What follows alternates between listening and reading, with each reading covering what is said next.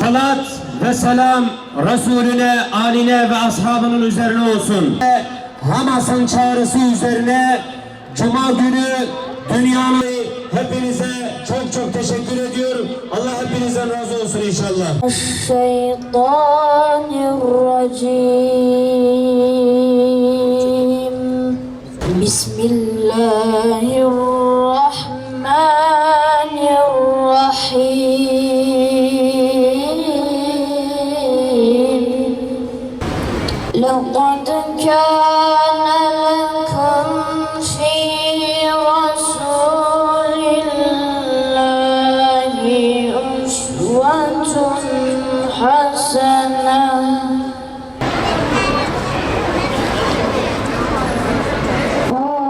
من المؤمنين رجال صدقوا ما عاهدوا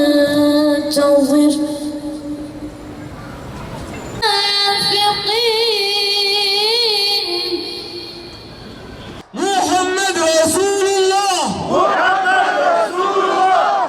इंसान दहातन काबा ziyaret करें Resulü खुदा जी कारम जुआरा चंद कलिमा द्वारा खबर بدم अजरजी लव्द मईज़न और रसूल खुदा जुआन را ام دهب قبیله گوش جبره ام دشمنه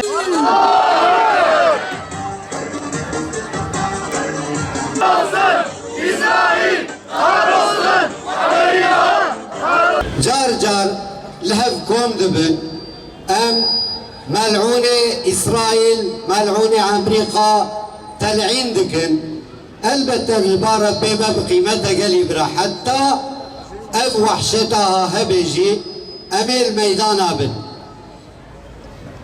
خدای تعالى القرآن الكريم ده بسم الله الرحمن الرحيم ولا تهنوا ولا تحزنوا وأنتم الأعلون إن كنتم مؤمنين دبي صدق الله العظيم رب مدبي صص نبن محزون نبن اگر ون مؤمن بن ون بلن بن سر بن خدای تعالى اف شرفها هاي بقيمات بعزات برومات داي براي مي غزة سلامة خدي لسر وابي ام باورن قو ام براي مي قو شهيد بنا تمشي لحياتنا لولا ربي مدبي ولا تقولوا لمن يقتل في سبيل الله اموات بل احياء ولكن لا تشعرون خداد بي اواني قدريا مدى هاتنا كشتن جوارا نبيجن مري اوانا صاغن لبنون فهموا ادراكناكن اف جنگاوا اف سرهلدانا براي مي حماسي والله بو صدمة شیاریا تمام دنیای تمام روجاوا باتı روجاوا ایرو بخویناوا شیار بو گلی برایا ام دخوازم مملکت مجی کردستان مجی ولات مجی بخویناوا مسلمانا هشیار ببن من شخص کی جه روجاوا وها گوتیه دبی از شخصا دخوازم گو مسلمان لما ببن حاكم ادخوازم گو مسلمان لما ببن حاكم ازفينا بي صبر جي ادخوازم بي صبر ادخوازم دبي من رها خوشي برداية اف بردانا ريا من رها من ضعف وانا ترسينا دبي بلكي بصد صالة مسلمانا لعرضة فلسطين سروكانتي كرن حكم كرن اوان مسلمانا دبي صد صالي دا روجكي منديگو ظلم لكسي كرن Yani Müslüman jid arda Filistin'de hebun. Dirok evekin, tarih evekin bukhaynin. Müslümandı Kudüs'e hebun. Yahudi hebun. Fullah hebun. Ama tamam bir evdire dijin. Cebeli. Bira ego bejaz Müslümanım bira baş bizanı be. Ev vahşiye siyonizmi neş îro ve dijmine Müslümanane. Jiberede dijmin atibi peygamber ara kirine, peygamber şehit kirine, katile peygamberane.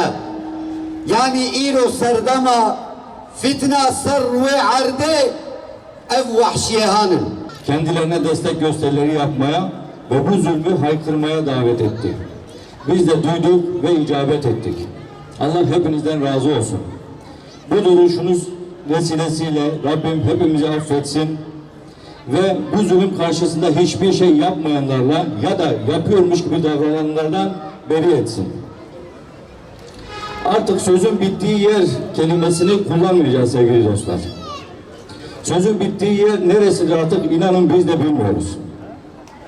Küçücük şehitlerin naaşlarının parçalarının duvarlarından kazınması mıdır sözün bittiği yer? Yüzden fazla Müslümanın namaz esnasında şehit edilmesi midir? Gözleri açık giden 1 yaşındaki yavrunun gözlerindeki buğu mudur? Bir sokak köpeğinin ağzındaki minik şehidin boynunun büküklüğü müdür sözün bittiği yer? Yoksa öldürecek bebek kalmadığı için 12 yaşında bir çocuk öldürdüm diyen İsrailli bir itin sözleri midir? Cezaevlerinde her türlü işkenceye ve tecavüze uğrayan mazlumların feryadı mıdır? Buyurun siz söyleyin, siz karar verin hangisidir sözün bittiği yer? Artık bıçak kemiğe dayandı lafını da kullanmayacağız. Gördük ki bıçağın dayanacağı ne bir kemik var ne bizim o bıçağı durduracak bir izzetimiz var. Bugün İsrail'e, ABD'ye, İngiltere'ye ve Siyonist işbirliklerine seslenmeyeceğiz ve onlara hiçbir şey söylemeyeceğiz. Bugün vicdanlarımıza, hükümetimize ve Sayın Cumhurbaşkanımıza sesleneceğiz. Ey nefislerimiz! Bizler buradan evlerimize döndükten sonra vazifemiz bitmiş olmuyor. Tüm İslam alimleri Gazze'ye desteğin farz-ül ayn olduğunu söylediği bir dönemde vazifemiz devam etmeli, cihada devam etmeliyiz. İnfakta bulunmalıyız. Mal ile bu cihadı desteklemeliyiz. Öyle desteklemeliyiz ki bu destek bizim canımızı acıtmalı. Arta kalan paramızla değil, ihtiyaçlarımızdan kestiklerimizle destek olmalıyız ki bu infakın bereketi olsun. Bulunduğumuz her ortamda bu mücahitleri ve cihadı gündemde tutmalıyız, unutmamalıyız, unutturmamalıyız. Sadece haftada bir ya da haberlere bakınca hatırlamamalı, dualarımızda, gönlümüzde, ruhumuzda yer vermeliyiz Filistin'e, Gazze'ye ve Aksa'nın yiğit evlatlarına. Bizler sivil toplum kuruluşları olarak yapabileceğimiz şeyler sınırlıdır. Biz ancak burada haykırabiliriz bu zulmü, onlara ses olabiliriz. Ama asıl beklentimiz yetki sahiplerindendir, iktidar sahiplerindendir. Ve dediğim gibi bugün ABD'ye, İsrail'e ya da başka ülkeye değil, sadece kendi hükümetimize ve Cumhurbaşkanımıza sesleneceğiz. Mavi Marmara Derneği ve gönüllülerine Gazze'ye gitmek için gerekli tüm şartları taşıdığı halde kendilerine limandan neden çıkış izni verilmediğini Sayın Ulaştırma Bakanımıza sormak isteriz.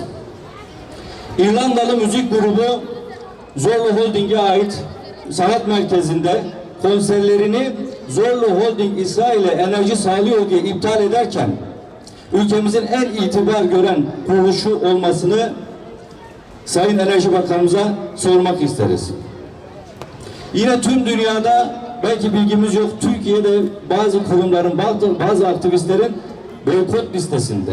Sebep Türkiye üzerinden giden petrol ve bu akış. Bunu da Sayın Bakanımıza sormak isteriz. İlk günden beri herkes tarafından hukuki mücadeleler verirken Türkiye'deki kuruluşlara dava konusunun niye verilmediğini, Güney Afrika'nın açtığı davaya neden 10 ay sonra müdahil olunduğunu Sayın Adalet Bakanımıza sormak isteriz.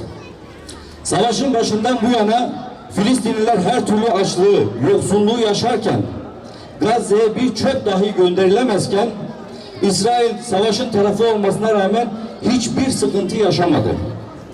Tedarik zincirlerinin hiçbirinde bir kırılma olmadı. Ve yaşamlarına, günlük ihtiyaçlarına ulaşmakta hiçbir problem yaşamadılar. Bunu da ülkemiz üzerinden yaptılar.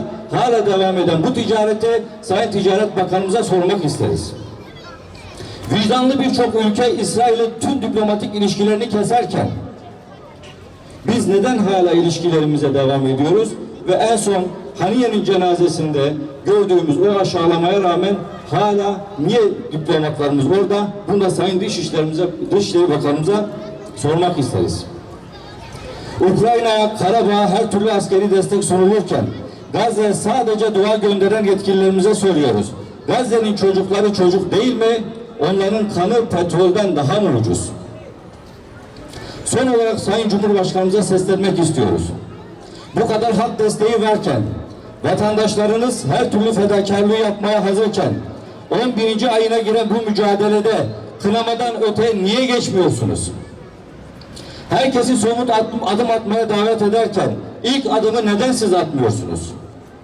Birçok insan ve mazlum size bakarken siz neden bu insanlara sırt çeviriyorsunuz? Bizler yetki sahiplerinden miting alanlarında yanımızda olmalarını beklemiyoruz. Gazze'nin yanında olmalarını bekliyoruz. Kamuoyu oluşturma, bu zulmü duyurma bu bizim işimiz. Ama sizin işiniz icraat. Ve son olarak şunu söylemek istiyorum. Allah'ın rızası için bir Müslüman olarak bugün Gazze'ye somut destek vermenin dünya ve üzerindeki tüm menfaatlerden daha üstün olduğunu unutmayalım.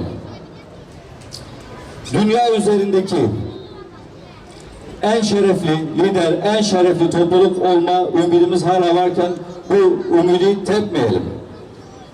Ve yine ey yetki sahiplerimiz, tarih sahnesinde Selahaddin Eyyubi'nin torunu olarak anılmak varken ileride işbirlikçi münafıklarla anılmanın vereceği utancı şimdiden hesap ediniz. Çünkü tarih hiçbir zaman ne yaptıklarınızı ne de yapmadıklarınızı unutmayacaktır.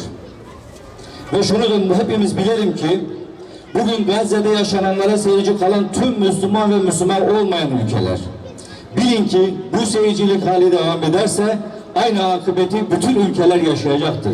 Çünkü Siyonizmin hedefi sadece Gazze, sadece Kudüs değildir. Bütün dünyayı egemenliği altına almaktır. Esselamu Aleyküm.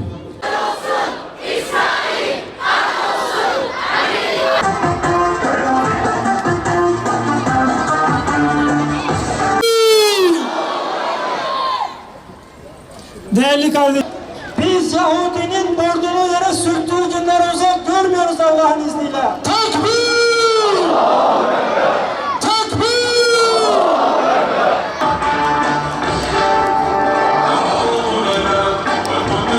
Sürekli o kapılarda duracak, kapılar açıldığı zaman Gazze'ye giriş yapacak. إخواننا في غزة وفلسطين اللهم انصر إخواننا يا غيرهم اللهم سدد غنيتهم وأكمل الصبر المسلمين الفاتحة